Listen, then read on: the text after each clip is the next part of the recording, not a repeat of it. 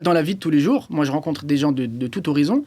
Il y a énormément de débats parce que justement, tellement on parle de l'islam, les gens se posent énormément de questions, mais ne savent pas à qui les poser. Exactement. Ils se posent des questions, mais ceux qui vont voir la majorité des réponses, ils vont regarder BFM, LCI et machin, et ils se font leur idée. Parce que nous, on est absents. Exactement. Parce qu'en fait, sinon, on est absent de la vie publique. Je sais pas, il y a une réunion parents-prof, tu vas pas. Ton fils, il a une compétition sportive, tu vas pas. En fait, si t'es absent de tout ce qui se passe dans la société, bah t'existes pas. Moi, tu sais, des fois, il y a des conférences qui sont organisées à Paris, avec, je sais pas, un sociologue ou un historien, etc., etc.